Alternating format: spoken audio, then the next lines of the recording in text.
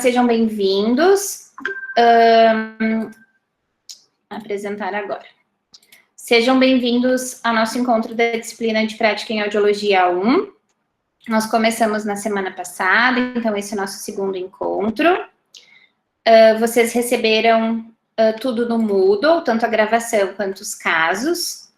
Na semana passada, nós discutimos esse caso, que é de um senhor de 61 anos. E a Natana acabou de lembrar, né, a questão do histórico de exposição a ruído.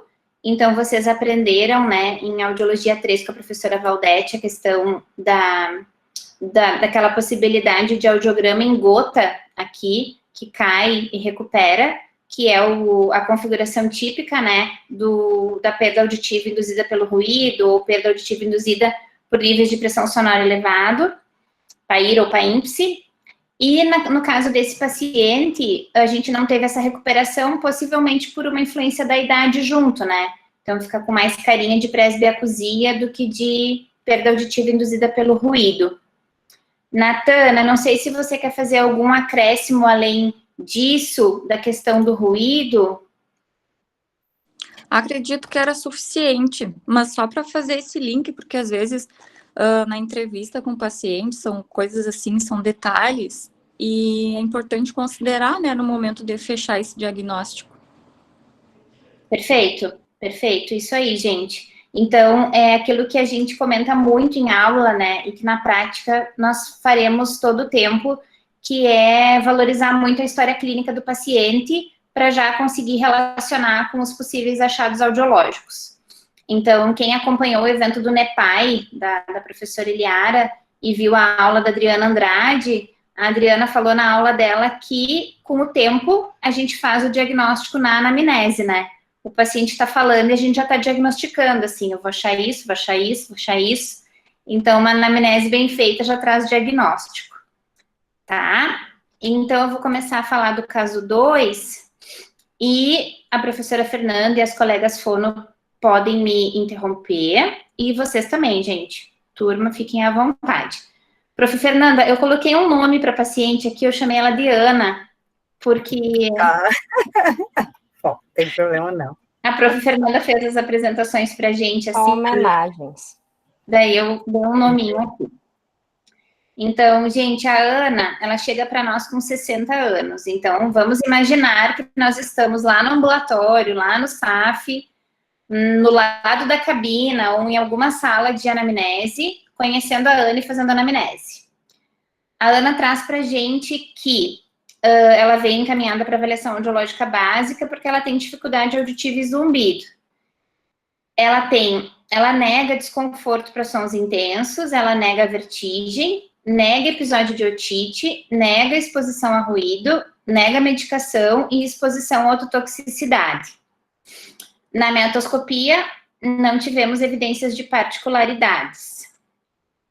Turma, tem mais alguma coisa que a gente precise perguntar para a Ana que não está aqui? Vocês acham que essa história clínica, ela é suficiente? Ela tem início de terceira idade, né? Começando, ela entra para a faixa dos idosos. E o que trouxe ela é essa dupla aqui, dificuldade para ouvir e zumbido. Espera aí que tem alguma coisa no chat. Tem zumbido, Cris? Ela disse para a gente que ela tem zumbido. O que trouxe ela para nós, para a clínica, para avaliação, foi a dificuldade para ouvir e o zumbido bilateral.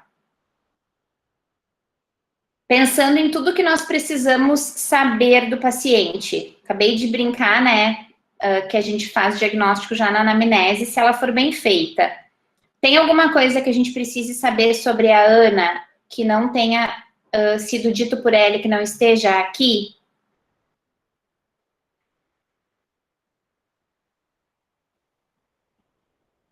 Eu perguntaria sobre algo metabólico, prof. Eu acho que talvez porque eu vi a curva, a configuração ali. Questões de saúde, né? Diabetes, colesterol, hipertensão, questões hormonais, né?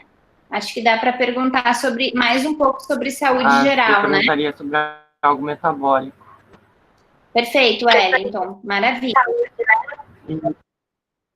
Questões de saúde geral dá para nós acrescentarmos. Então, a gente precisa saber um pouco mais da saúde da Ana, né? Ela só nos contou da dificuldade auditiva e do zumbido. Se a gente partir do princípio que o zumbido é um sintoma para mais de 200 doenças, o que será que a Ana traz de doença? Será que ela traz alguma doença? Então, toda vez que vocês verem zumbido na história clínica, lembrem que ele é um sintoma e não uma doença, e um sintoma de mais de 200 doenças. Então, a gente precisa investigar melhor a saúde geral. Então, questões metabólicas, dá para perguntar de diabetes, colesterol, hipertensão, questões hormonais, se ela faz reposição hormonal, por exemplo. Então, tudo que possa influenciar no zumbido, porque a gente vai começar a procurar a causa dele e a causa da queixa de dificuldade auditiva. Nessa busca, né, deixa eu achar o que pode estar acontecendo na vida da Ana, a gente faz a inspeção visual, não encontramos nada, não tem rolha de cera, não tem nenhuma obstrução. Começamos o exame pela melhor orelha ou pela orelha direita. Então, digamos que a Ana tenha dito que a direita é melhor, porque ela é um pouquinho melhor aqui, mas elas são relativamente simétricas. Mas começamos pela direita, via aérea da direita, via aérea da esquerda. Vou fazer via óssea, depois que eu fiz a via aérea. Meu. Aqui, ó. Oi, pode falar, Fê. Eu posso perguntar uma coisa da anamnese, que talvez seja uma dúvida minha, Claro. Talvez seja deles, porque eu tenho em comum com eles que a gente não atuou ainda lá, né? Eu acho que eles não atuaram, exceto algumas práticas, eu também não. Então, meu questionamento é, na anamnese, aquela folha que eu peguei, esses resultados que eu passei para aí, que eu fiz o caso, é só demarcar xizinho em algumas possibilidades, correto? Sim. Zumbido, sim ou não, tá. Eles podem e devem fazer essa investigação mais a fundo, como tu falou, né? Então, por exemplo, há quanto tempo esse zumbido, como é que é esse zumbido, as questões gerais de saúde, a questão metabólica, que o Wellington comentou. E aí, onde que vai anotado isso? Tem uma evolução no prontuário, tem um espacinho na folha, que de repente é interessante mostrar para eles, porque eu, como também ainda não é familiar para mim, de repente seja interessante.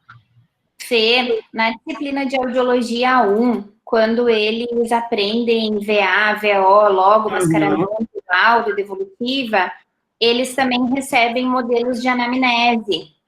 Então, aqui, ó, tem um modelo de anamnese que a gente usa tanto no USME quanto no SAF, que traz algumas perguntas, nome, idade, ocupação e escolaridade, daí pergunta qual a queixa, né, o que trouxe o paciente ali, em relação aos aspectos auditivos, qual a orelha que ele considera melhor, ou se as duas têm dificuldade, daí pergunta em relação à percepção de fala no ruído, se tem zumbido, se tem tontura. Daí aqui começa uma história audiológica, se existe perda de audição, se foi estável, progressiva, flutuante, se tem história familiar, se tem ototoxicidade, se sofreu TCE, otorreia, otalgia, otite, se teve exposição a ruído, por quanto tempo e quantas horas por dia. Em relação a hábitos, se fuma sim ou não, álcool sim ou não, se usa fone, MP3, celular sim ou não, se tem hipertensão, diabetes ou outras doenças que ele possa citar, se fez uso de alguma medicação, se faz uso de alguma medicação de uso contínuo, como que ele sente o volume da TV ou os familiares, a gente sempre pede para pedir dos familiares, se é uma intensidade, na verdade esse baixo alto está errado, né, seria fraco, forte, pela intensidade. E se for uma criança ainda, a gente pergunta dos IRDAS, se teve algum indicador de risco, daí faz um histórico desde lá da gestação da mãe, mas tem um modelo de anamnese de áudio infantil, que também traz sobre as questões escolares, além das questões dos IRDAS. Tá, eu achei que pudesse ser só aquele, como tu me passou, aquela folhinha, que só tem em cima, assim, um espacinho. Daí, Fê, o que nós fizemos? Em algum momento pós um congresso, a gente entendeu que seria interessante nós trazermos as principais informações clínicas aqui para a folha de audiograma. Então, essas informações que a gente traz aqui, ó, que são as que nós marcamos, né, são as que a gente viu com os otorrinos do hospital, o que eles entendiam como mais relevante para ter ali no bate-pronto na folha de áudio. Entendi. Então, foi o que nós trouxemos para ali. Então, aquela folha de anamnese, ela fica anexada junto do prontuário, tanto na clínica quanto no hospital. Quando eu digo clínica, eu falo do SAF, né? Porque eu prefiro chamar de clínica, eu acho que é a nossa clínica escola. E no hospital, além de ficar no prontuário, eles têm que preencher aqui, ó, no Prontuário. No sistema online do hospital, a GHU. Obrigada. Foi a Natana? Obrigada, Natana. O hospital tem um sistema que chama GHU, que é onde a gente preenche como que a gente recebeu o paciente. Então, no AGHU, como que eles orientam a gente lá no USME a fazermos, e o SAF segue mais ou menos a mesma linha. A gente fala como que a gente recebe o paciente, o que a gente realiza, o que encontrou, né, nesses testes realizados, e faz alguma observação, se for o caso, qual foi a nossa conduta, quem foram as acadêmicas, e a assinatura e carimbo de quem estava junto, se tiver mestrando, ou o fonoaudiólogo está aí junto conosco. E daí o nome do professor acaba aparecendo sempre aqui, porque a agenda fica no nome do professor. Perfeito. Então, essas questões de anamnese ficam tanto na folha quanto no prontuário online, que chama a GHU. Ótimo. Tá? Então, pronto. Tudo bem, turma? Tá. Então, maravilha. A gente começou a atender a Ana, já fizemos a inspeção visual, começamos a via aérea, fizemos orelha direita, fizemos orelha esquerda. Vamos para a via óssea. A gente vai colocar o vibrador onde? Vai fazer a pesquisa das duas ósseas, vai fazer espelhamento.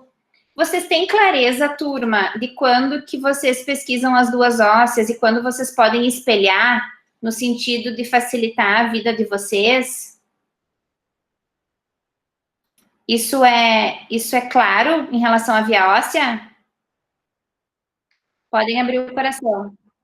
Sophie, se tu puder repetir do espelhamento para esclarecer. Tá, então vamos lá. Deixa eu só ver que tem uma coisa aqui no chat. A Dani perguntaram se ela tem exposição a ruído. Dani, eu acho que tá escrito aqui que ela não tem, ó. Nega exposição a ruído. Tá? Então, gente, vamos lá. A questão da via óssea é assim. Como a atenuação ela é de 0 a 30, mas ela começa em 0, podendo chegar a 30, eu sempre vou escolher a melhor reserva coclear para começar, porque a tendência é que a melhor reserva coclear responda. No momento que eu estimulo a óssea, eu estou estimulando o crânio como um todo, e se eu tenho uma atenuação 0, quando eu coloco o estímulo aqui, esse mesmo estímulo vai chegar do outro lado, porque a atenuação é 0, vai cruzar. Se eu tiver uma atenuação que possa ir até 30, mesmo assim, eu vou estar estimulando o outro lado. Então, coletamos as duas aéreas. Olhem para mim só para as aéreas aqui, ó. A gente tem uma certa simetria, ó. 35 com 35, 20 com 25, 15 com 30. Aqui já seria uma assimetria, no sentido de que, se eu coletar essa óssea aqui, ó, em 15, o que é o espelhamento? Eu coletei essa óssea em 15 aqui na direita e eu espelhei para a esquerda. O que é o espelhamento? É copiar para o outro lado a óssea igualzinha. Então, digamos que a gente escolheu fazer a via óssea da Ana, aqui da orelha direita, e nós fomos fazer essa análise de simetria. Se todas as ósseas vierem para o lado esquerdo, forem copiadas para o lado esquerdo, e isso não gerar gap, acabou. eu não preciso coletar, eu não preciso fazer a óssea do lado esquerdo. Eu vou só espelhar. Então, eu captei a da direita, faço espelhamento para a esquerda. Só que quando isso aqui não dá, quando isso aqui faz com que o exame não tenha acabado, eu fiz, por exemplo, a óssea aqui, ó, em 15 em 1000, e se eu copiar para cá em 15, a aérea está em 30. Óssea em 15, aérea em 30, eu tenho gap aéreo ósseo. Se eu deixar assim, não dá, não posso deixar um gap sem mascarar. Então, eu vou ter que mascarar. Eu vou colocar ruído aqui nessa aérea para fazer essa óssea, que foi o que aconteceu. Qual seria a outra possibilidade? Vocês estão lá na frente do audiômetro com a Ana dentro da cabina. Daí vocês me olham e dizem, olham para a prof. Fernanda, para as colegas fonos, mas, prof, eu não quero mascarar, eu quero tentar coletar essa óssea da esquerda e ver se acopla. Porque se essa atenuação aqui não for zero, talvez essa óssea aqui responda aqui, sem... Peraí, vou permitir que o colega entrar. Talvez essa óssea responda sem gap. Então, qual que é a estratégia? Qual que é a questão? Se eu tenho uma total simetria entre os lados e o espelhamento, a cópia, não gera gap, acabou. Eu captei uma óssea, espelho, fechou. Tá, prof, e agora? Agora fechou, eu vou para logo a audiometria. Mas se eu faço espelhamento, e esse espelhamento da gap, que é o que aconteceu aqui em 1000 Hz, por exemplo, eu não posso deixar um gap aqui. Daí eu tenho duas opções. Ou eu vou tentar fechar esse gap pelo mascaramento, colocando ruído aqui, ou eu vou tentar, antes de mascarar, captar essa óssea aqui para ver se esse gap fecha. Mas, prof, como esse gap fecharia? Pela atenuação maior do que zero, pela perda de energia de um lado para o outro. Então, eu coloquei o vibrador aqui, por mais que essa cóclea da direita seja um pouco melhor, ela não vai responder pela cóclea da esquerda com o vibrador aqui, porque ela tem uma atenuação maior do que zero. E a gente só conhece a atenuação da óssea quando a gente faz a pesquisa dos dois lados, para saber exatamente onde cada frequência respondeu de reserva coclear. Acompanham? Então, resumindo, captei uma aérea, captei outra aérea.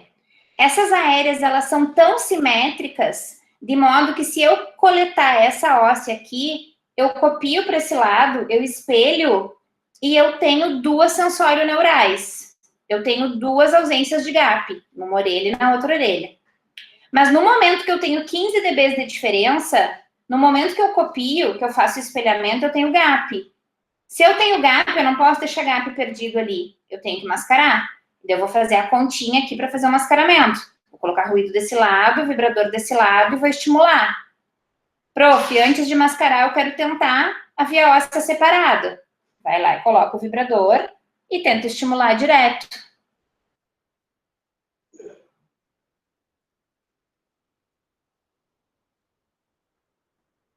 Certo, prof. Certo? Então, gente, com base nessa minha fala, com o que eu acabei de dizer, vocês acham que aqui, na Ana, foi feito espelhamento e mascaramento depois? Ou foi feito espelhamento e ficou tudo certo?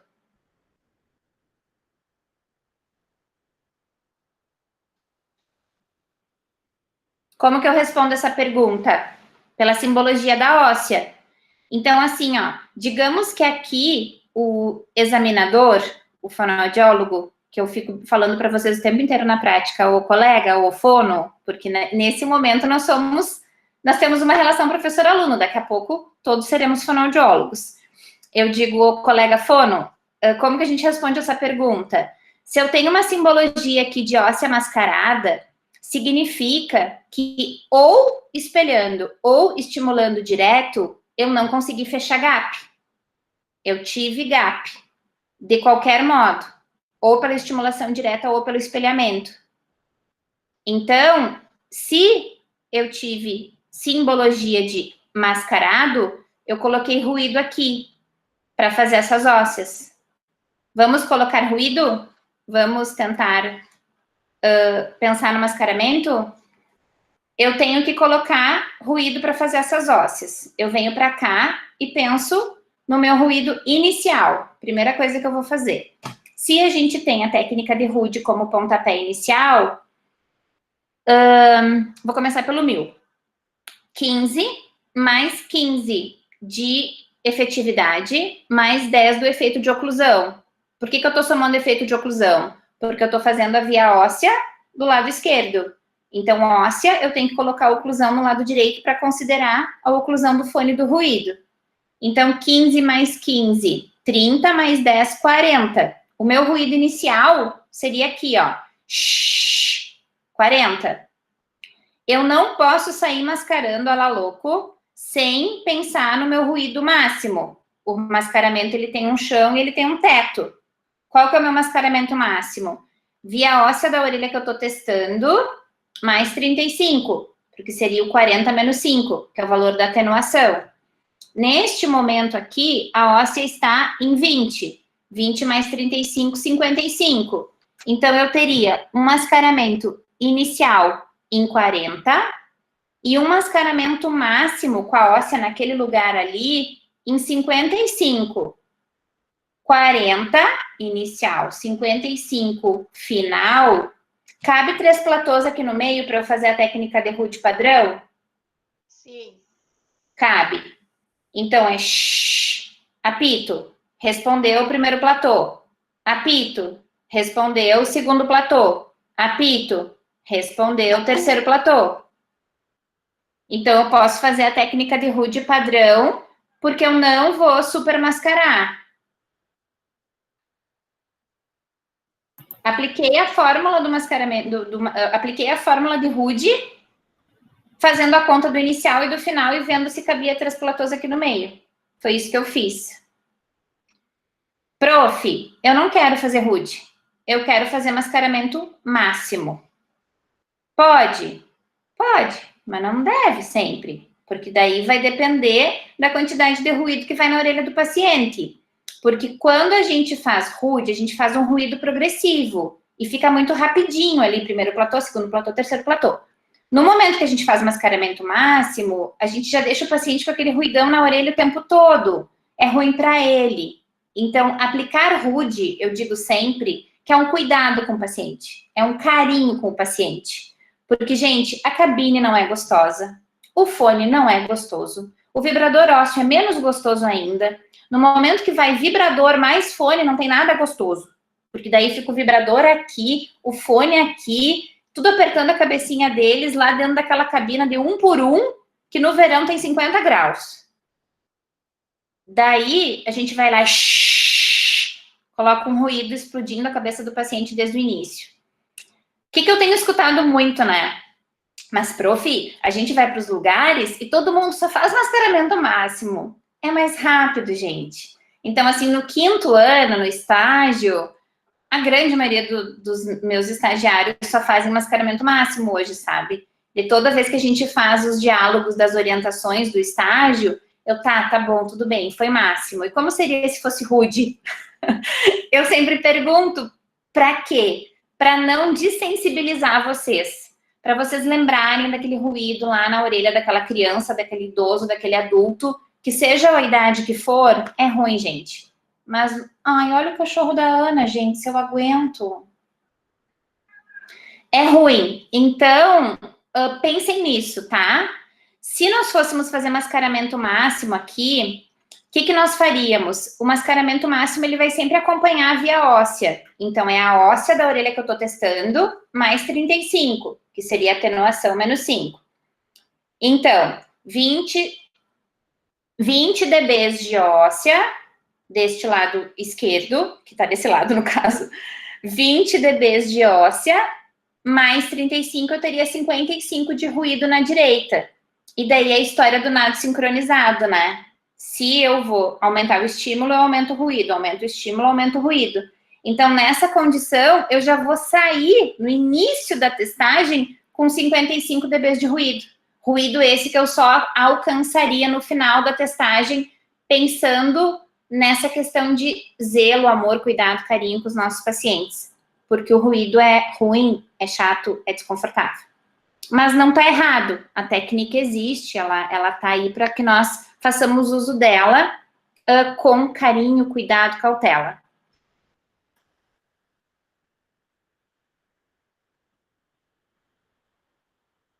Tudo bem? Então tá bom. Então agora vamos aqui. Aqui tá em 10 e aqui tá em 10. Gente, por que será que tem uma óssea mascarada aqui e ela tá mascarada aqui também? Por que tá mascarado dos dois lados? O que será que aconteceu? Olha a minha garrafinha d'água. Por que será que vocês acham que tá mascarado dos dois lados? Alguém quer se arriscar? Provavelmente teria gap nas duas. Perfeito, Wellington, isso aí. Tinha gap dos dois lados. Nunca na vidinha de vocês vão deixar um gap lá perdido, abandonado, isolado, sem mascarar. Por quê, gente? Não é porque a gente não acha gap bonito. É porque gap, ele traz uma conotação de alteração de orelha média. Se o paciente tem uma curva do tipo A, tudo bem, o otorrino não vai ficar tão preocupado com aquele gap, porque a curva é do tipo A, então o padrão ouro de avaliação de orelha média é a timpanometria, ok? Mas se o nosso colega otorrino ver um gap na audiometria, ele já vai ficar pensando, será que tem alguma coisa nessa orelha média? Será que tem alguma coisa com esse paciente? Gente, qual que é a primeira coisa que traz gap com curva A? Otosclerose. Então, assim, a cabeça dos médicos, ela fica sempre pensando numa possível etiologia do que a gente está mandando. Então, a gente manda um audiograma com gap, sem mascarar com uma curva A, opa, que etiologia tem aí? Então, é por isso que vocês não podem nunca deixar de mascarar um gap. Então, o Wellington falou, deveria ter gap. Tinha gap dos dois lados. Aqui, ó, ficou 10 e 20. Então, não ficou acoplado, mas é como se fosse. 10 não é gap. Aqui ficou 10 e 25. 25, 15 dBs aqui é gap. Então, aqui ficou gap, aqui não ficou gap. Prof, dava para acoplar aqui? Dava para acoplar. 10 dBs não é gap, gente. Qual que é a questão do acopla, não acopla? Eu gosto muito de acoplar e sugiro para vocês isso, porque clinicamente, pensando na conduta médica, pensando na reabilitação desse paciente, no momento que vocês verem uma óssea aqui, uma óssea acoplada aqui, é a mesma coisa. Então, não vai ter nenhuma conduta médica, não vai ter nenhuma investigação diferencial se vocês deixarem aquela óssea ali. É só para dar um possível problema se alguém não souber interpretar gap. Então, a minha sugestão é sempre acoplar. Não sei se tu quer falar alguma coisa disso, Fê, colegas, fonos. Na verdade, essa óssea da direita aí, quando eu fui arrumar, passar para ele, eu fiquei... Porque assim, ó, deixa eu só abrir o meu aqui, que eu acho que não tá mais aparecendo. Ah, então, peraí, Fê, é que eu queria ver vocês. Tá, mas eu consigo olhar aqui.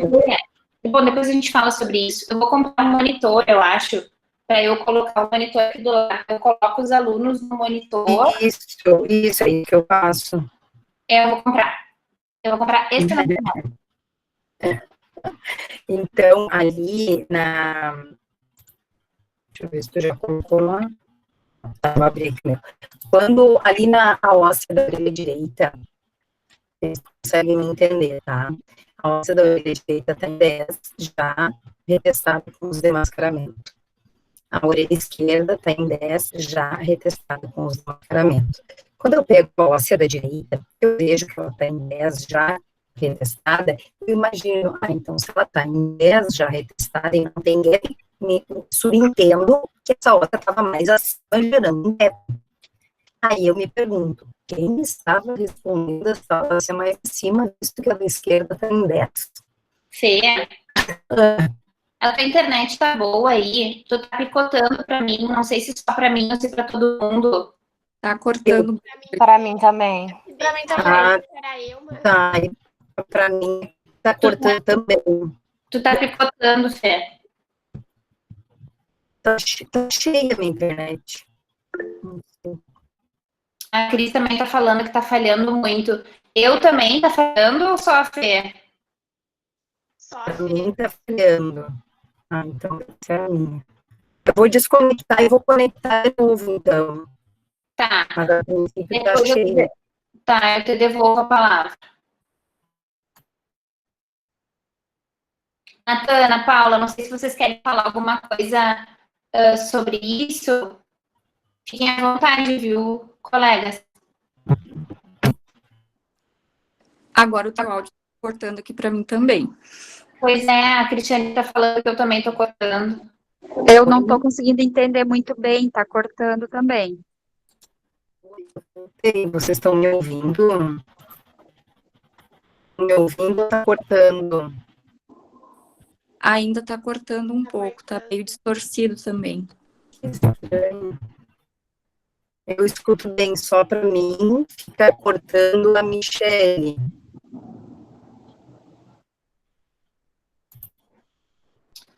Eu mudei a minha rede aqui, não sei se melhorou. Eu tenho 2 redes, e daí eu fico trocando, uma hora tá melhor, outra. O Anderson falou que ainda tá cortando. Ai, isso é tão ruim. Tenta desligar a câmera, prof. Vê se fica melhor. Sim. Ou quer que a gente desligue a nossa, quem sabe? Que daí fica ruim, né? Ajuda também se a gente desligar. Fica menos pesado, eu acho. Tá. Já desliguei a câmera aqui também. Quando eu for mostrar alguma coisa na minha cabeça, ligo a câmera. A Fernanda travou total. Todo mundo travou. Todo mundo desligou a câmera, prof. Isso. É que a Fê tá com a câmera ligada, eu acho. Eu tava olhando só pra Fê. Tá, então vamos adiante. Quando a prof. Fernanda voltar, ela fala, então. Eu acho que eu vou ficar com essa rede. Gente, então assim, ó. A gente estava conversando sobre essa questão de óssea e de mascaramento e de gap, tá? E de acoplamento. Então, aqui eu sugiro acoplar pela função, pela representação clínica disso, sobre o que isso representa, tá? Aqui, ó, o gap se manteve, é lógico que a gente tem que deixar o gap. E vocês podem observar que desse lado tem horas que a gente coloca ruído na direita para retestar as ósseas da esquerda. E tem hora que a gente coloca ruído na esquerda para retestar as ósseas da direita. Então significa que Prof, Oi? eu não sei se tu colocou na tela dos áudios, dos audiogramas. Ou se a gente não tá vendo, prof. Não tá compartilhada, eu acho. Eu vou parar a apresentação e vou compartilhar de novo. Tá.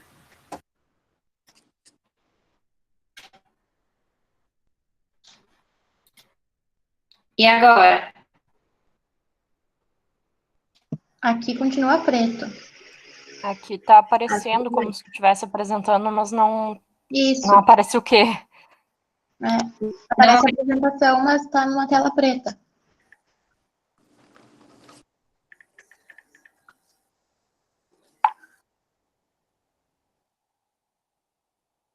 Quem sabe tenta sair e entrar de novo para começar a apresentação, prof. Antes para mim estava travando, eu fiz isso e deu uma melhorada.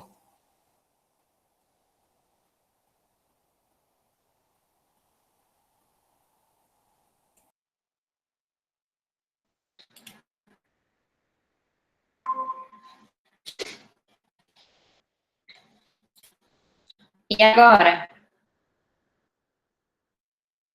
Também Mesma não. coisa. Tá preto? Tá. Tá preto ainda. Ai, que triste. Mas aparece que a senhora tá apresentando, prof. Só não aparece o quê? Pois é que deveria estar aparecendo. Será que resolve se todo mundo sair e voltar de novo?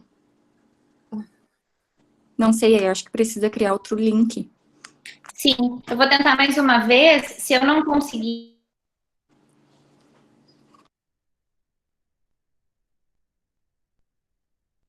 novo aqui. Será que não é por causa da internet, prof? Que tá sobrecarregada, sei lá? Pois eu não sei, a minha internet é bem boa aqui. Eu não, é a primeira vez que eu tenho problema de internet, assim, de eu travar alguma coisa. Agora foi. Sabe o que que é? Eu não posso ficar com a minha câmera fechada.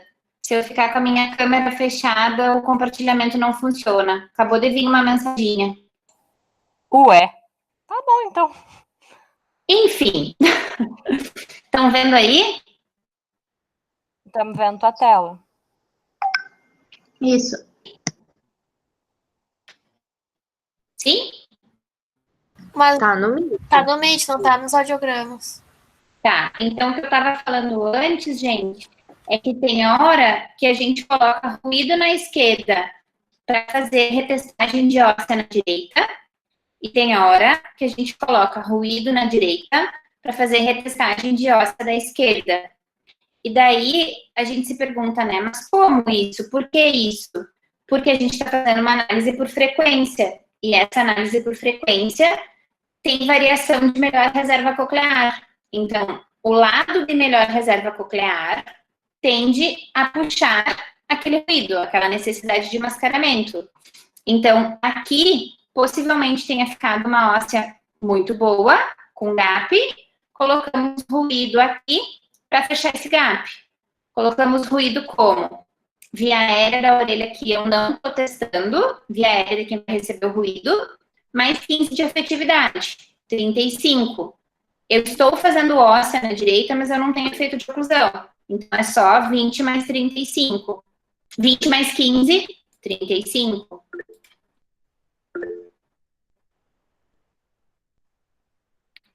Não estou conseguindo assistir o vídeo, prof, não está no documento, está no Meet. Não tá aparecendo o caso. Tá Não, aparecendo... A gente tá vendo a tua tela do Meet, prof. Gente, que estranho. Parece que eu aqui para ela do Tá, então, vamos fazer aquilo de... Prof, em vez de compartilhar tudo, tenta compartilhar só a tela. Uma janela, desculpa.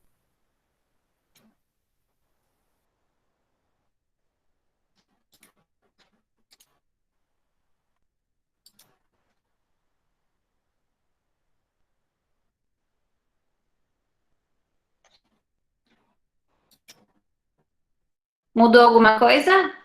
Agora a gente tá vendo o audiograma. Agora foi. Agora foi. Agora sim.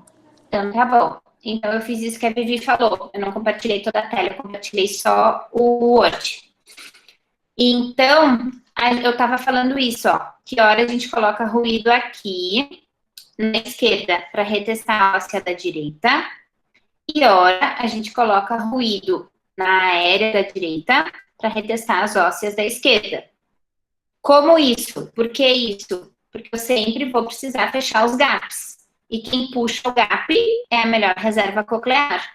Então, eu fiquei com uma óssea boa aqui, preciso mascarar. Fiquei com uma óssea boa com gap, preciso mascarar. Aqui nós mantivemos o gap, não mantivemos o gap em 1000. Então, ficou um gap em 500 e nenhum gap na direita. À esquerda, um gap só. Vocês querem que eu faça mais um exemplo de mascaramento ou posso seguir?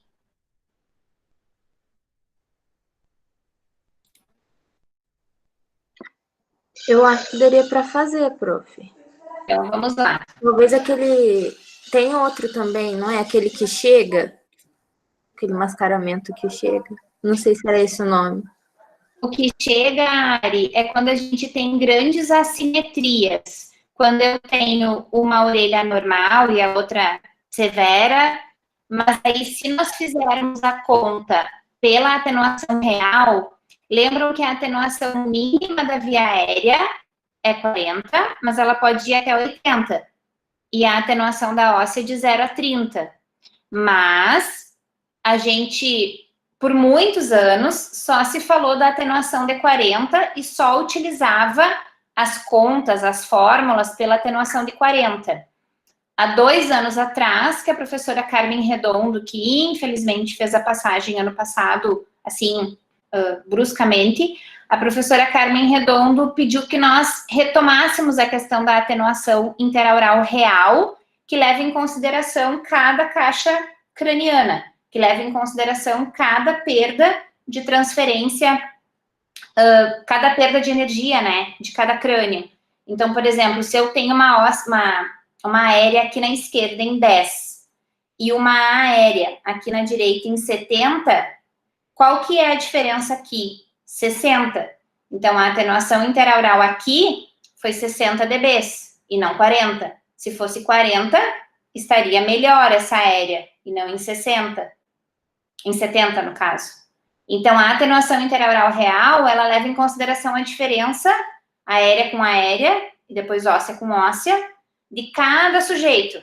Mas isso acontece nas grandes assimetrias, nas perdas unilaterais e nas grandes assimetrias. Quando eu tenho normal e severo, leve e profundo. Mas vai ter caso assim. Só que a gente foi fazendo assim, meio que progressivamente. Vai ter caso assim, Ari, de nós pensarmos nas grandes assimetrias. Ok, então, prof. É que eu tava revisando as coisas, aí chegou nesse que chega e eu me perdi, não entendi muito bem. Tá ótimo, mas a gente vai falar disso sim, com certeza. O que chega é basicamente o que tem de perda de energia de um lado para o outro, o que perde na transmissão craniana, tanto na VA quanto na VO. Mas quando os casos são simétricos assim, ó, é basicamente rude. Então, eu vou pegar aqui 20 mais 15 de efetividade, meu ruído inicial é 35. 35 aqui. A minha óssea agora, ela tá acoplada, mas digamos que antes ela estivesse em 10 aqui. 10 mais 35, 45. Então, se o meu inicial é 35 e o meu máximo é 45, eu só posso dar 2 platôs. Eu não vou conseguir dar os 3 platôs, senão eu vou supermascarar. Se eu contar com a óssea, que a óssea estaria em 10 aqui, que ela estaria não acoplada, né? Porque o acoplamento foi o resultado do mascaramento. Ela só acoplou porque mascarou. O que é o mascarar, né? Colocar ruído na orelha contralateral para tirar a participação dela. Então, basicamente, neste caso, aplica-se RUD tranquilamente. Via aérea da orelha que eu não estou testando, mais 15 de efetividade, mais o efeito de oclusão nas frequências de 500 e 1000, 15 em 500, 10 em 1000. Faço a conta do ruído inicial, depois eu faço a conta do ruído máximo para saber se eu consigo dar todos os platôs.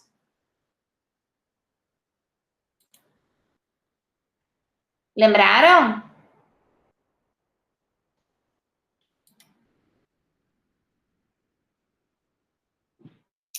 Sim? Lembraram? Não? Sim, prof. Sim, prof. Sim, prof. Prof. Fernanda, você estava falando quando começou a questão de conexão. Tu queres resgatar o que tu ia dizer? Tá dando para me ouvir melhor? Sim. Ou tá cortando ainda? Agora não cortou.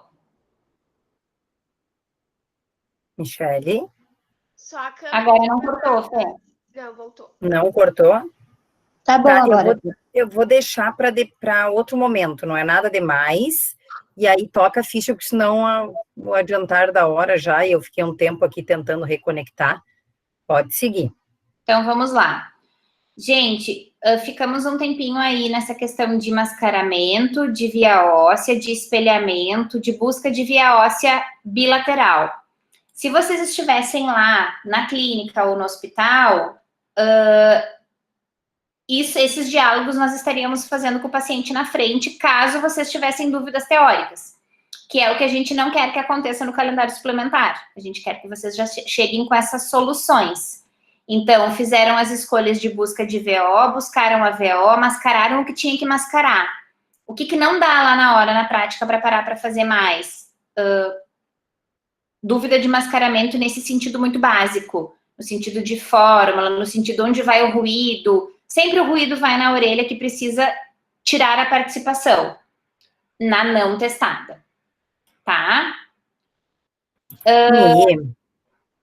Eu não sei se eu posso dar uma dica, na verdade, e aí eu não sei exatamente, porque tu, enquanto professora, tu passa as possibilidades que tem de mascaramento, né? Igual na vida, a gente tem várias possibilidades, a gente costuma se identificar com uma metodologia de ensino, com tudo.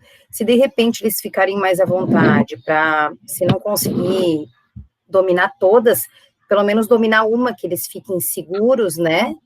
Para chegar na hora ainda não ter que pensar qual vai utilizar. Eu acho que tu é excelente porque tu dá essa gama de possibilidades, né? Aí eu não sei se tu indicaria uma, porque se de repente, não, eu me confundo, porque uma eu levo em consideração isso, a outra técnica eu levo isso, e às vezes isso aí pode gerar conflito, se de repente eles optarem por escolher uma para dominar mesmo e chegar, eu acredito que já vai conseguir suprir, né? Eles vão conseguir fazer o exame. Sim, a gente tem um material, Fê, deixa eu abrir aqui para ver se ajuda, daí eu compartilho ele.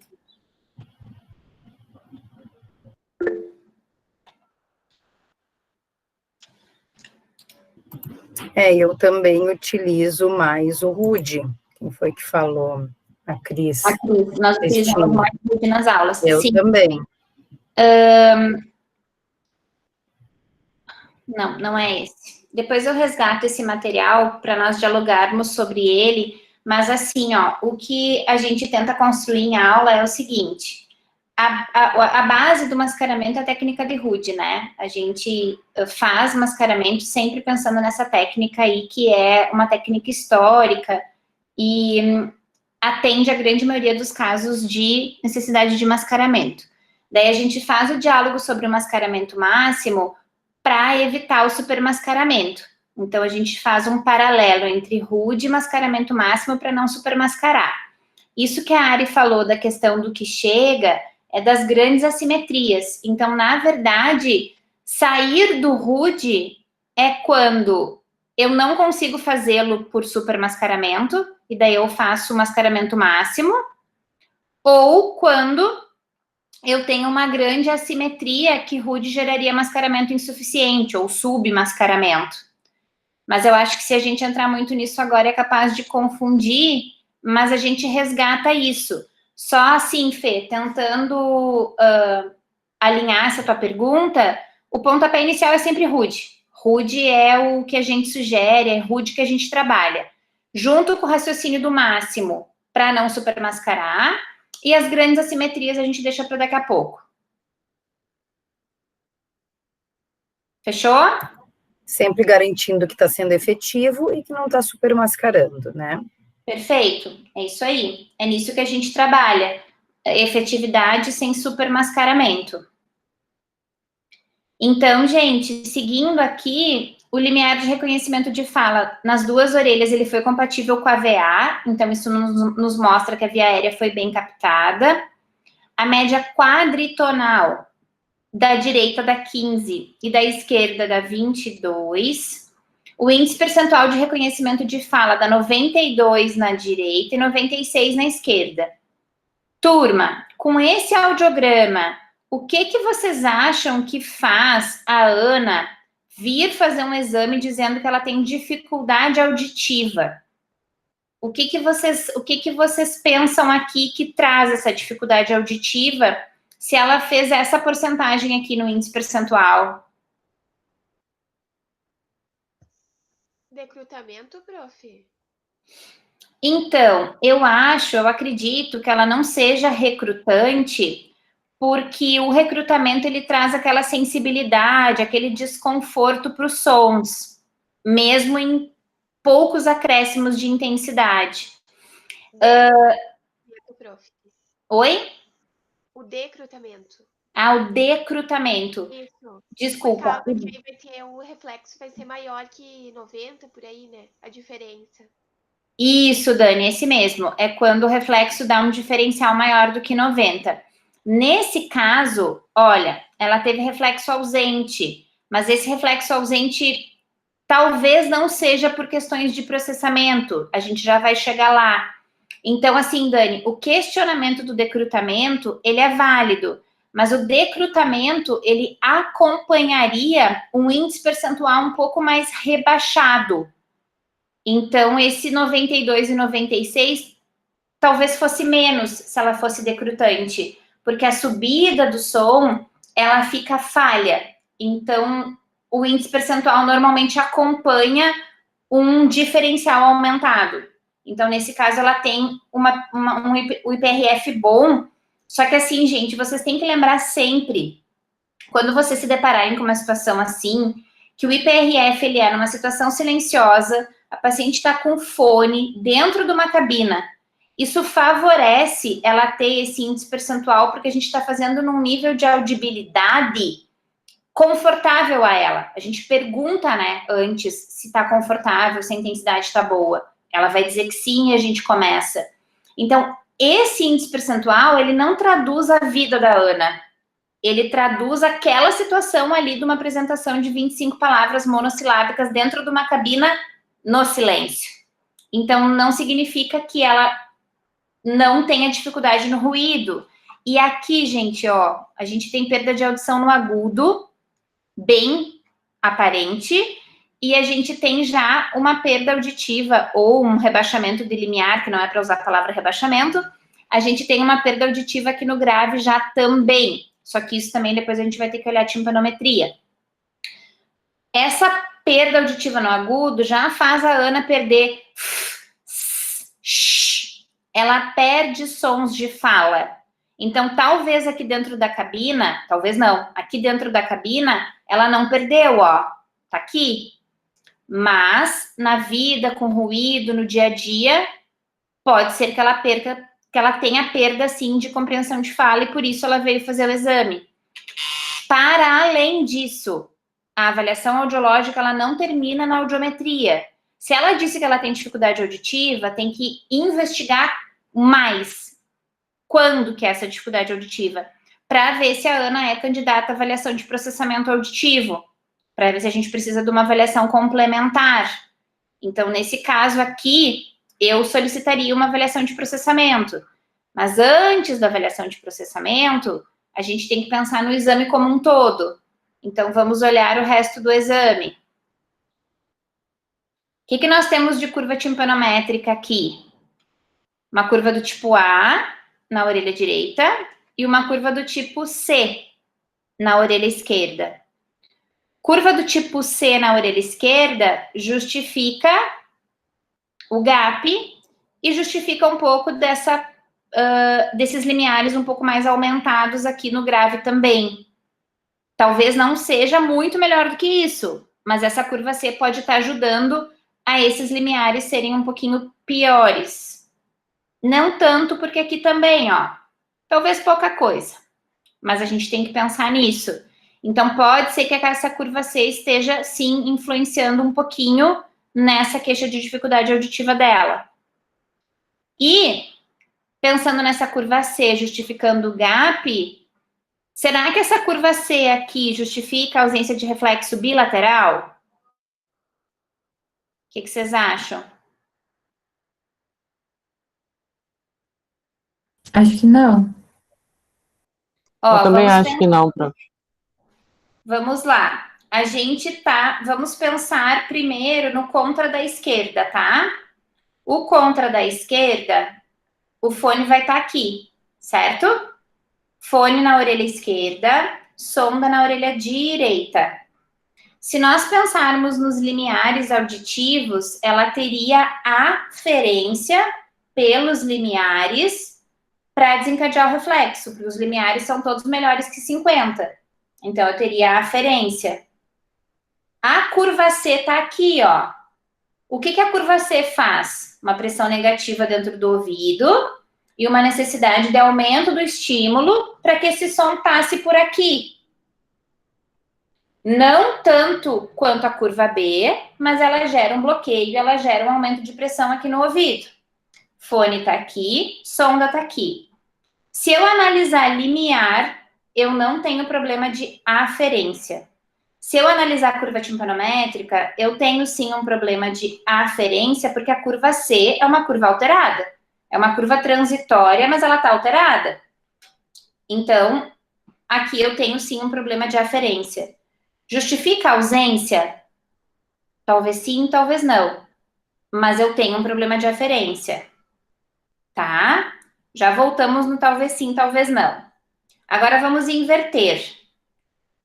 Contra da direita, tá? Aqui na direita eu tenho uma curva do tipo A, com esses limiares que vocês estão vendo aí. E na orelha esquerda aqui, eu tenho uma curva do tipo C.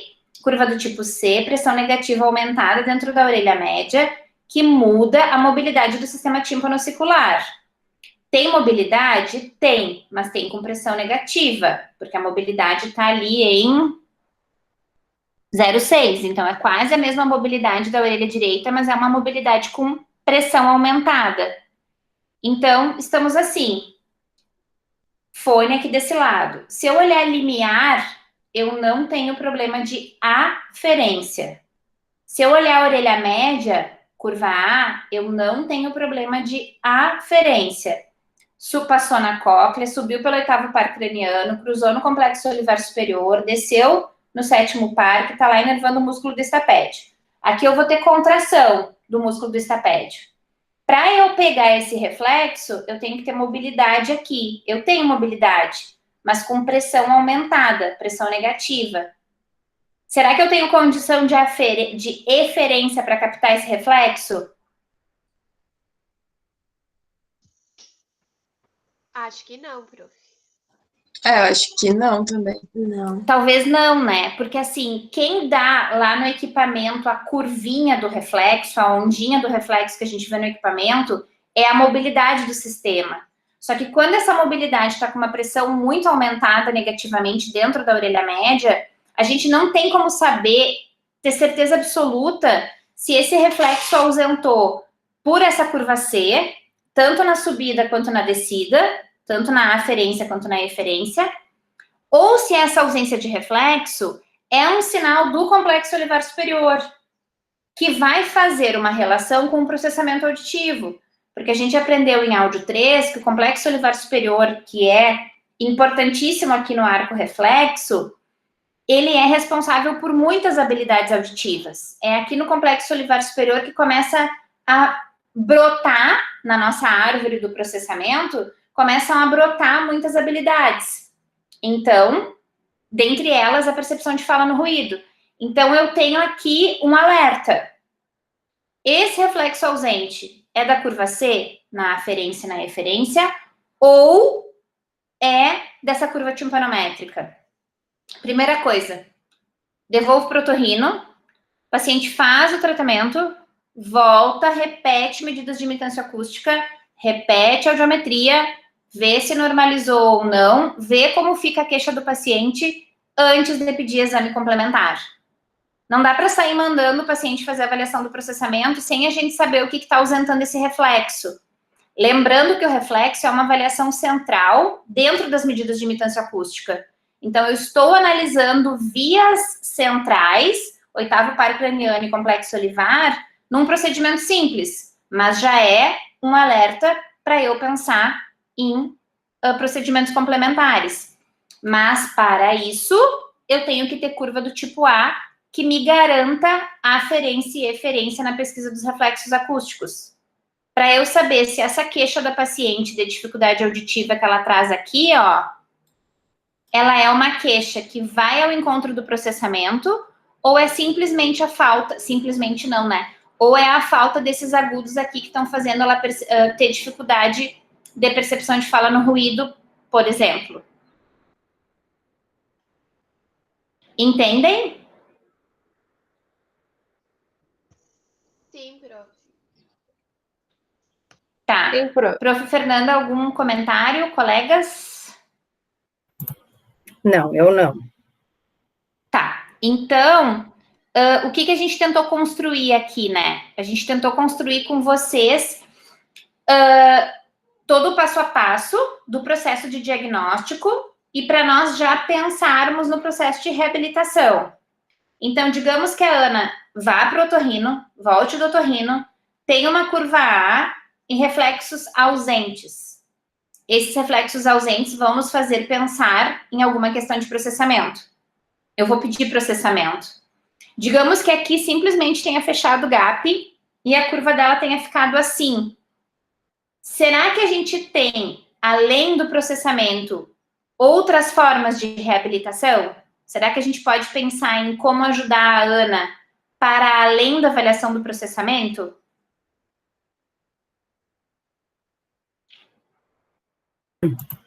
Como é que tu disse que ficou depois do tratamento com o otorrino? Só fechou o gap aqui. Ficamos com curva A e fechou o gap. Então, assim, gente, ó, o que eu penso? Se ficou esse audiograma e a paciente tem queixa, a gente vai fazer a avaliação de processamento, vai ver o resultado. Se der alterado, ela é candidata a treinamento auditivo. O treinamento auditivo, ele já tem eficácia comprovada, tem artigo de evidência A mostrando que o treinamento auditivo funciona e que, para além de funcionar, ele tem manutenção ao longo do tempo. É claro que cada paciente é único, talvez ele não consiga uma manutenção aí há muito tempo, mas a gente acompanha os pacientes para saber como eles ficam. O que não dá? Não dá para mandar a Ana para casa com a dificuldade auditiva dela sem fazer nada. Se o processamento não ajudar, a Ana pode ser candidata a uma prótese auditiva, ou ela pode ser avaliada para pensar-se numa prótese auditiva. Isso a prof. Fernanda vai ensinar vocês melhor no processo de seleção e indicação de prótese auditiva. É claro que aqui, se a gente for pensar na média quadritonal, a gente ainda tem normalidade e temos perda nessas duas frequências aqui.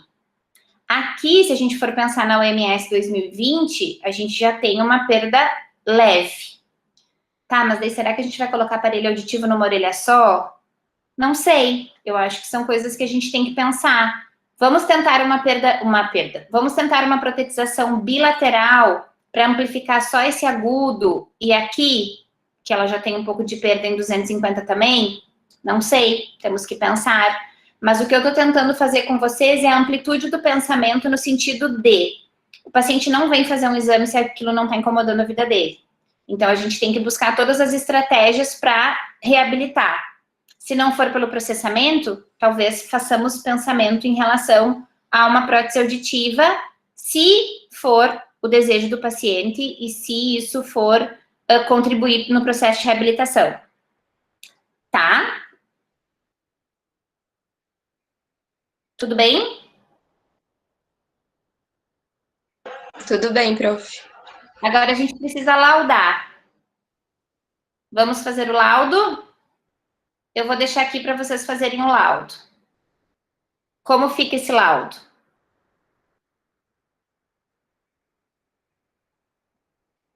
Enquanto vocês pensam um pouquinho no laudo, eu vou só ao banheiro um instantinho.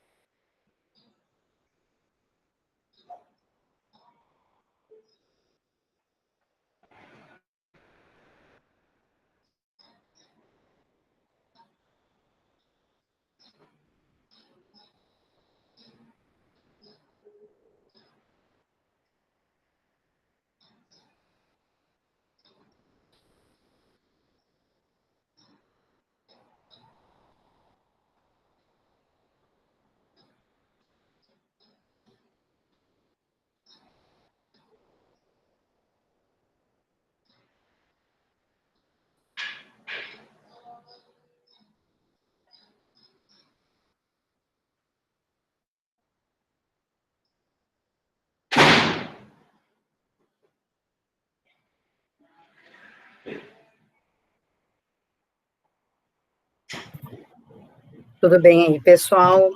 Alguma dúvida quanto ao laudo ou outra?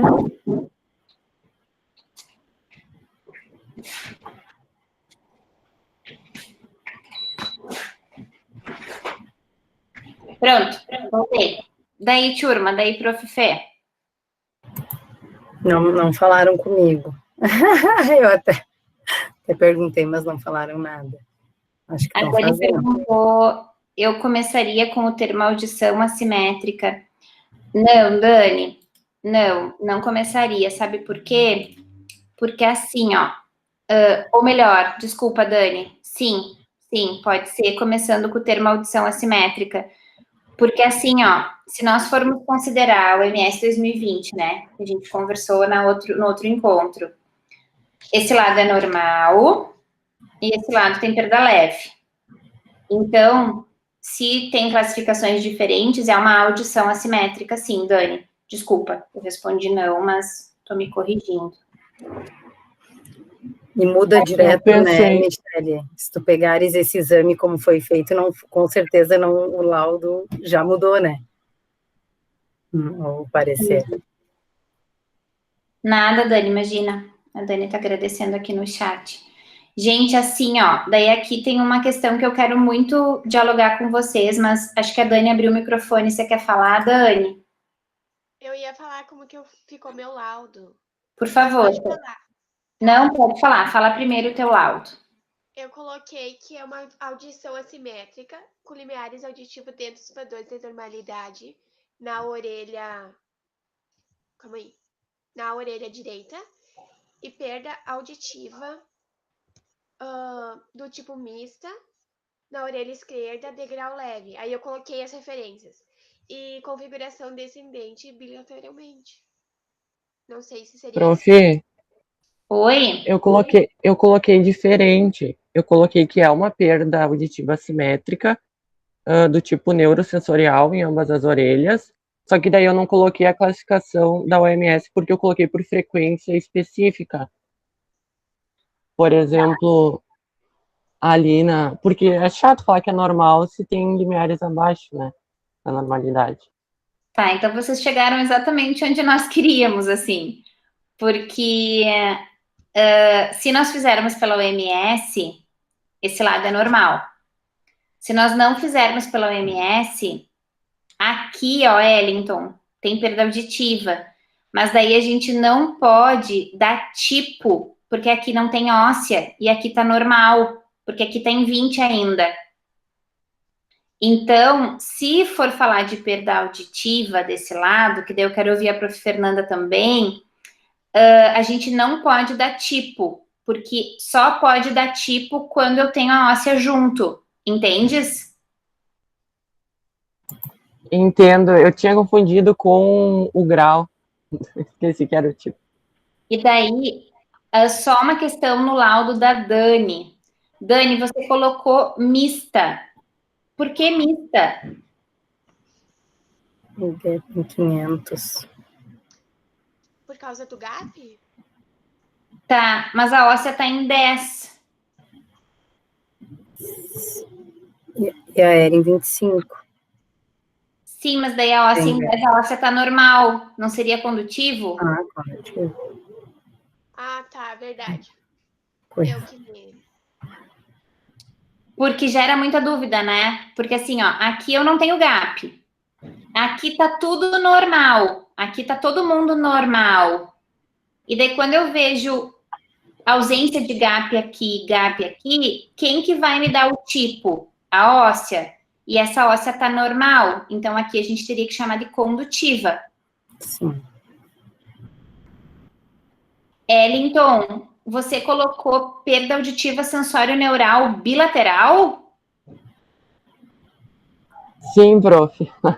Eu não tinha pensado que estava acima ali a óssea.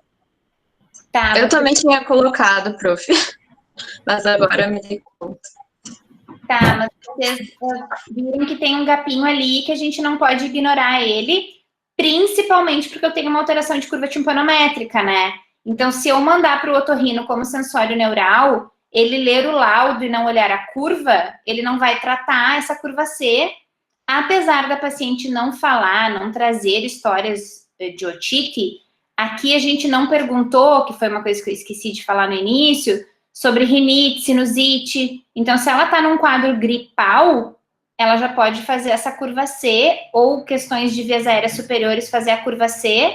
Então, a gente tem que tratar essa curva C, ou prescrição médica, né, para fecharmos esse gap. E daí agora, prof. Fê, a orelha direita é normal ou tem perda? Oi, vamos ver, não sei se não vou repetir, porque acabei tendo que acudir o povo aqui. Ó, eu não fico confortável, assim como o Wellington falou, eu não fico confortável de colocar normal onde tem alteração. Tem alteração em 250, tem alteração em 6.000 e tem alteração em 8.000. E eu não coloco. Se tiver uma frequência alterada, eu não coloco limiares normais. Eu prefiro colocar perda auditiva, exclusiva, ou o termo que está bem lá no, acho que é exclusiva, agora tem que ver o termo que está lá no manual. Na frequência D, no caso aqui, eu colocaria nas frequências de tal, tal e tal. Não se encaixa em nada que tem no manual, é um caso bem difícil de fechar de acordo com um determinado autor, né? Mas eu acho que tem que ser salientado porque está ficando uma configuração em um invertido dos dois lados. Pode ver, ó, também acho que a configuração, acho que alguém comentou descendente. Então, eu colocaria, entraria com o pessoal, né, da assimetria, pois é, não tem como, porque daí vai colocar a simetria e na direita, sinceramente, como eu faria, orelha direita, ou perda auditiva, sem tipo, sem grau, nas frequências de tal, tal e tal à direita. E sem configuração, ou seja, sem tipo, sem grau, sem configuração. Mas eu não consigo dizer normal aqui, exceto ali, ou normal aqui, com perda lá, porque se eu digo que a perda está aqui, aqui, aqui, subentende-se que o que eu não falei está dentro da normalidade. Eu acho que como a gente busca, como tu sempre fala, a reabilitação, eu tenho que enfocar o que está alterado para reabilitar, mas é bem difícil de fechar, seguindo certinho o que o conselho está solicitando da gente, nesse caso, porque não é uma perda exclusiva, que é uma questão que começou do penúltimo manual, que eu achei também excelente, porque está em 3 frequências.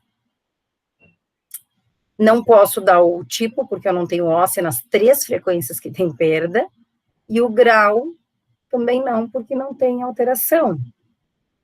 Então, eu acho que esse caso específico não tem, assim, um gabarito.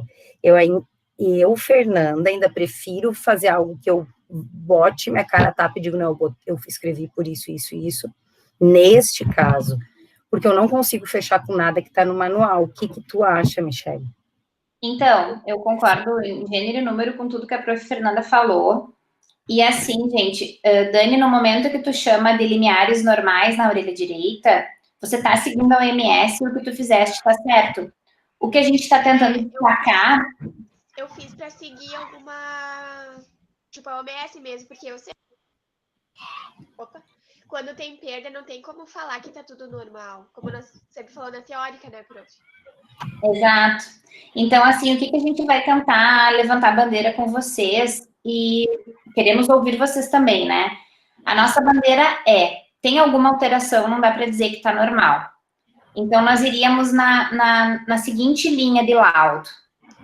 Perda auditiva assimétrica, com perda nas frequências de 250, 6 e 8 na orelha direita, e perda auditiva do tipo condutiva de grau leve na orelha esquerda, com configuração em U invertido bilateralmente. Eu só esqueci de colocar... Sem o bilateral. Nem só precisa... bilateral. Bilateral. Eu acho que eu vou escrever o laudo aqui no chat para ficar bem. Ou escreve aí no Word mesmo, Mi. Perfeito. Colocou no Word, já tem um espacinho ali. Só que eu não sei se tu vai precisar ficar olhando. Não, com certeza. Vai ficar assimétrica, né, prof? E aí? Assimétrica. Tá. Mas eu entendi a Dani, porque a gente frisou semana passada de normatizar isso, né? É que aparecem esses casos que realmente não se encaixam. E aí, se tu falar limiares normais, na verdade, o que é o OMS 2020... Opa, arrastou. O que é o OMS 2020 refere é que a média quadritonal... média quadritonal estaria dentro da normalidade se ela estiver até 20, a média quadritonal, né? Então, acaba ficando só vinculado ao grau mesmo, aquelas 4 frequências, que é justamente neste caso que nós trouxemos, bem simples, são justamente as frequências que não tem alteração, e as que tem estão fora. Aí no laudo, quando eu falo da perda nas frequências ali de 250, 6 e 8, eu não coloco nada de referência, no caso? Nada de referência. Uhum. Perfeito. Perda auditiva assimétrica, com perda auditiva nas frequências de 250, 6 e 8 na orelha direita, e perda auditiva condutiva de grau leve na orelha esquerda, OMS 2020, com configuração. Oi, Tata? Tá bom, Tata, obrigada. Com configuração em U invertido. Agora eu vou tentar devolver o quadradinho para cá. Ah, o bilateral que tu falou é da configuração, né, Mi? Quando tu falou bilateral, eu digo, não é bilateral. Tu falou bilateral porque eu acho que tu te referiu ao U, a configuração até ficaria nas duas, não? É o invertido nas duas, eu acho, olha, porque aqui tá o Uzinho invertido e aqui tá o Uzinho invertido. Pois é, eu acho que a configuração seria das duas. Olha só, já que a gente não tá seguindo nada e nada e nada, eu ia com a Dani ali falando audição assimétrica, com perda, para não ficar perda auditiva com perda auditiva. Aqui? Perda auditiva com perda auditiva, eu botaria audição assimétrica com perda auditiva nas frequências de tal, tal e tal na orelha direita, e perda, acho que assim ficou completinho. É, porque pela teoria, a audição assimétrica a gente usaria quando é normal de um lado e perda do outro, só que fica mais bonitinho assim, né, para não ficar perda. E não está completamente errada, porque na verdade, se tu vai levar em consideração que está no último manual, a média está normal na direita, então tem alguma coisa que, enfim. Prof, eu ia perguntar isso agora, porque eu também tinha começado assim com audição assimétrica com perda, não sabia se estava certo ou errado. Dá para ser assim, sim, tá certo. Errado é dizer audição normal com perda, ou limiares normais com perda, aí sim. Agora, a audição assimétrica já me abre um caminho bom, então eu já sei que tem uma coisa de um lado, outra coisa de outro. E realmente... Não tem como a gente falar na orelha direita que ele tem o grau dentro da normalidade pelo OMS, mas perdas isoladas, daí nas frequências 250, 6.000, 8.000? Então, eu não lembro se na turma de vocês, Carol, é a turma que a gente ainda estava misturando o laudo de falar normal e perda, ou se é a... Sim. É misturável? Eu lembro que a gente falava uma coisa de isolar as perdas e falar que estava normal outra coisa. Assim. Por isso que eu me pensei nessa ideia, mas não sei se está certo. Né? Então, Carol, eu não lembrava se eu tinha falado isso com a turma de vocês, e foi uma coisa que eu conversei com a Fernanda, porque durante um tempo, aqui na universidade, a gente chegou a falar em misturar, né? E fica muito ruim. E agora, com o passar do tempo e com a experiência com esse laudo misturado de normal e perda, a gente entende que é muito confuso e o laudo tem que ser esclarecedor. Então, imagina o paciente lendo o laudo, ele é normal, mas ele já não é mais normal porque ele tem perda. Então, a gente precisa fazer uma escolha. A gente conversou, sim, sobre isso em aula, teve um momento de fazer essa mistura, tem laudos, inclusive, feitos por nós com essa mistura, mas a gente decidiu parar, porque que os manuais do conselho, eles vão se atualizando e tem coisas que no momento elas colocaram e depois elas tiram. Então, teve algum momento dessa possibilidade de colocar normal e a perda nas frequências tal, e coloca normal, a referência do normal e a perda nas frequências tal. Mas não, desistimos disso porque a gente entendeu que não é nada esclarecedor.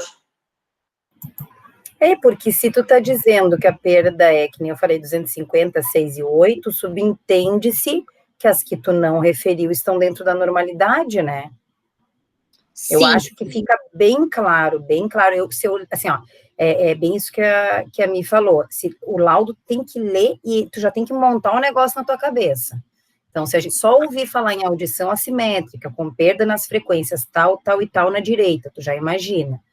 Depois tu vai ao final e lê que é em invertido, já vem praticamente ela na mente.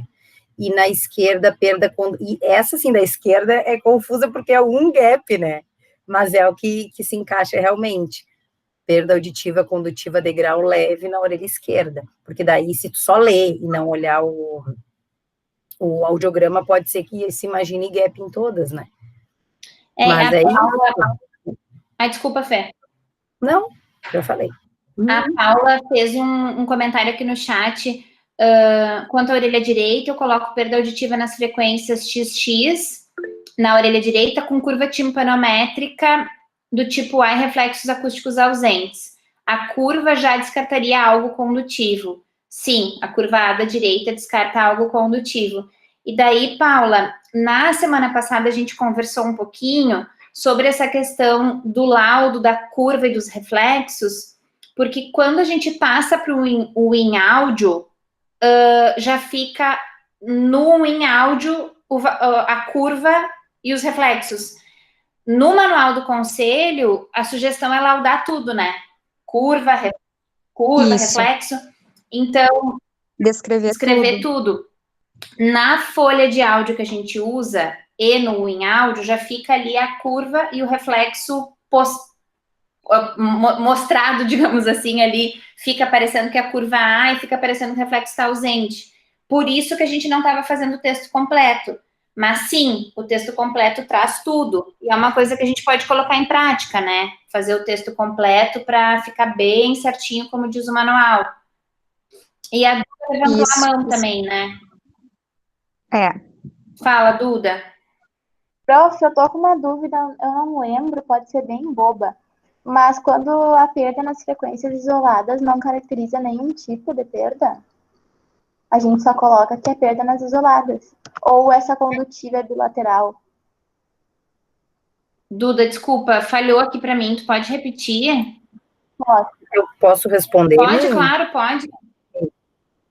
Então, Eduarda, a gente não colocou tipo na direita porque a perda auditiva é justamente nas 3 frequências nas quais a gente não realiza via óssea. Então, a gente não consegue precisar o tipo. Respondi tua pergunta? Então, a condutiva é só da esquerda, justamente pelo gap que tem em 500, se eu não me engano. E na direita, todas elas estão aqui acopladas, né? Então, se fosse com base nessa aqui, seria sensório neural, mas justamente as que têm perda, não se pesquisa via óssea. Aí, então, a gente não pode colocar o tipo. Tá bem, muito obrigada. Prof. Oi?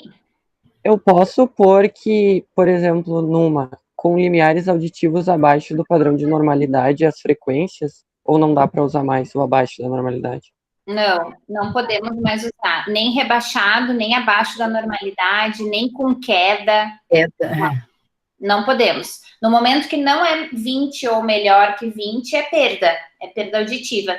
Não pode queda, não pode rebaixamento, não pode ir abaixo do normal, não pode.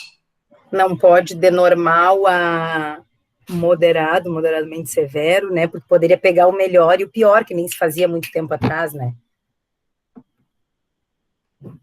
Isso, e de normal a moderado, de normal a severo é uma coisa que a gente ainda vê muito, infelizmente, mas esse laudo não existe. Entendeu, Wellington? Entendi, prof. Obrigado.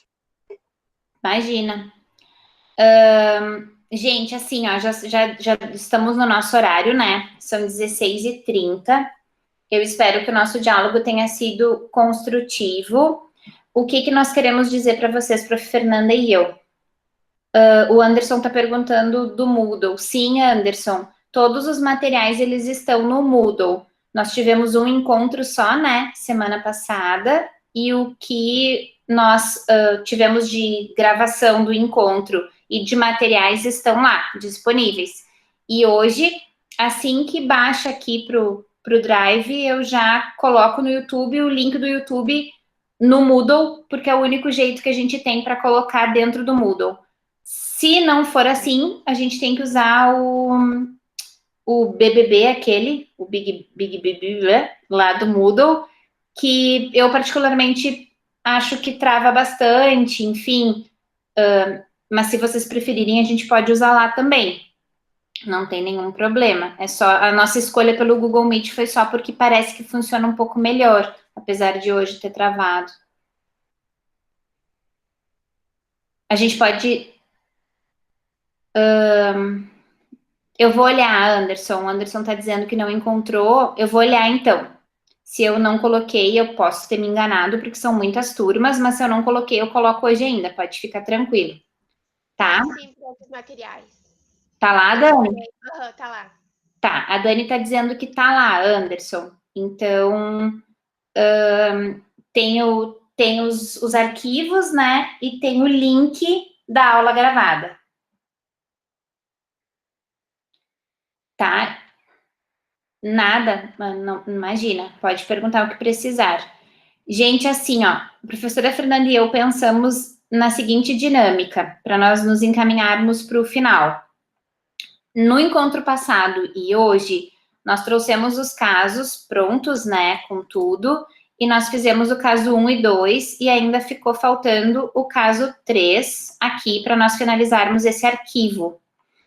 Mas nós tínhamos pensado de mandarmos os casos para vocês, para que vocês pudessem pensar nos casos e resolver os casos, para que o nosso diálogo aqui, nesse encontro da prática clínica, não fosse não fosse nós trazendo, e sim vocês também pensando clinicamente nos achados.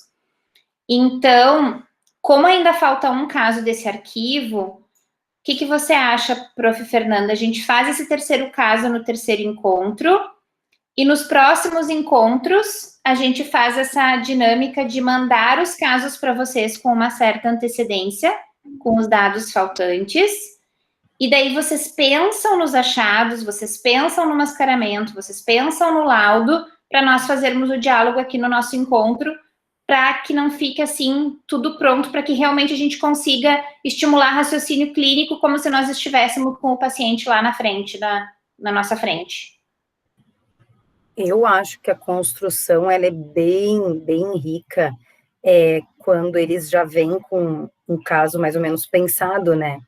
Porque daí eles já viram, já bateram cabeça, viram que tal coisa não entendeu, e aí até nesses raciocínios que tu faz de mascaramento, quanto que é o mínimo, quanto que é o máximo, já acompanha melhor o bate-bola. Por quê? Porque já tentou fazer. Então, eu particularmente acho que é super válido. Mas você acha que a gente pode terminar o caso 3 no próximo encontro e mandarmos os casos para eles para o 4º e 5º encontro? Sim, e acho que como a gente está trazendo, a gente está conseguindo discutir, porque tu pega bastante detalhe, para não faltar nada para eles, vai um caso a aula toda. Eu acredito que a gente mandando, eles fazendo antes, que já era uma coisa que a gente tinha conversado, eu acredito que dá até para discutir uns 2 casos, porque daí eles já vem pontuado, né? Ai, por exemplo, aqui, ó, não precisaria esperar, não, eu fiz esse laudo, eu fiz aquele, por que tu fez? Por isso. Não precisa pensar, não tem o tempo de pensar na hora. Eles já vêm com tudo mais pautado, eu botei assim por isso, eu defendo isso, e a discussão é bem rica. Talvez dê tempo de fazer 2 casos daí. E a gente finaliza, então, esse na semana que vem, e os 2 últimos a gente manda com antecedência. Aí tentamos mandar já até quinta que vem, que daí eles têm uma semana para fazer. Tá bom, então, turma. Então, a gente faz essa modificação de dinâmica para a gente ver essa construção de raciocínio, e daí fica assim para os 2 últimos encontros. O encontro da semana que vem a gente ainda usa o caso 3, que é o que vocês já têm aí também, que eu coloquei no Moodle. Se vocês quiserem dar uma olhada nele, pensar no mascaramento, fazer esse raciocínio que a Fernanda acabou de dizer, ele está disponível para vocês lá. A Cris colocou aqui no chat, né, que eu já postei esse caso, então ele está lá. Se vocês puderem explorar ele, a gente solicita que vocês façam isso para o nosso próximo encontro, então. Eu acho que é mais rico, né? Com certeza, quem já deu uma olhada, já pensou em algumas coisas, já chega mais preparado e consegue acompanhar bem, né? Tá E bom. deixa eu só rapidinho fazer uma palavrinha só para fechar, e se eu tiver errada, tu me fala. Para alinhar, que a semana passada a gente bateu muito na tecla de tentar laudar de acordo com o conselho, aí chega hoje um caso desses e a gente não consegue fechar 100%. E é isso que acontece fora. Sempre que se conseguir deixar de acordo para padronizar, que é o intuito, a gente vai fazer.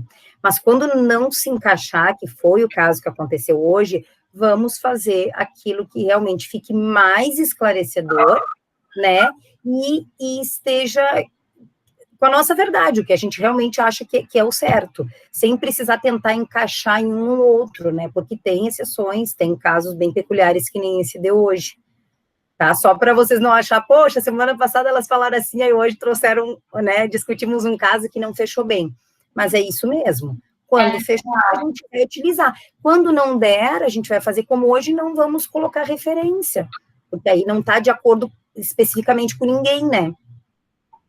Eu acho que é isso. É isso aí. E, gente, assim, ó, a vida como ela é, né? A vida como ela é vai trazer esse monte de paciente que a gente não vai conseguir encaixar e vai tentar, pelo raciocínio clínico e considerando muito a história clínica do paciente, fazer o mais coerente. E eu vou deixar já o meu convite para vocês, para que nós possamos fazer daí, para quem quiser e para quem desejar, 1 ou 2 encontros em janeiro para a gente resgatar esses casos e falar de zumbido, porque não fico confortável de estar lá o zumbido na história clínica e não dá tempo da gente abordar aqui na prática com esse tempo que a gente tem e pensando em todos os procedimentos que tem que resgatar. Então, para quem desejar, porque vai ser extra, já fica o meu convite para nós fazermos uns encontros em janeiro, no mesmo horário da disciplina, para tratar dessas questões do zumbido, de avaliação, orientação, o que eu faço, como faço, porque vocês precisam saber isso, gente. No amor ou na dor, vocês precisam saber, porque é muita gente com o sintoma que vocês precisam tratar. A Natana falou que acha ótimo, a Cris está falando para eu convidar para o workshop. Tem o workshop do GEAC também, do grupo de pesquisa, que vai ser dia 7, 8 e 9 de dezembro, que a gente também vai ter uma sessão de zumbido, que está bem legal, que vai ser com a doutora Tanigan Sanches e com os membros do grupo.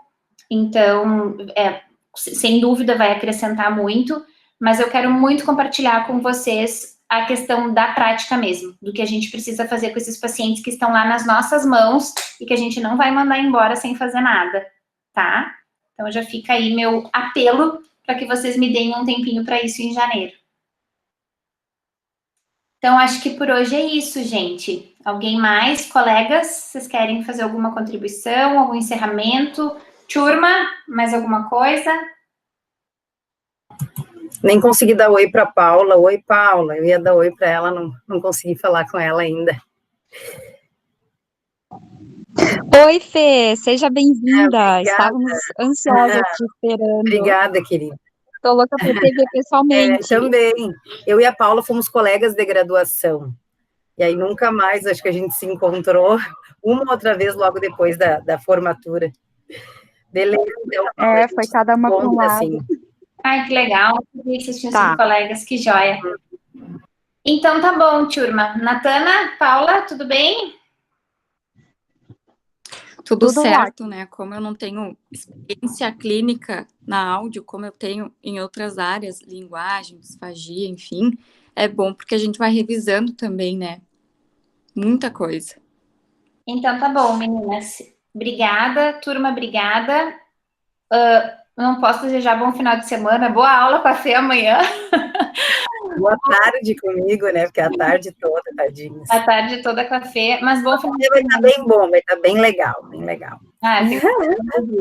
Bom final de semana depois, então, gente. Tchau. Até amanhã.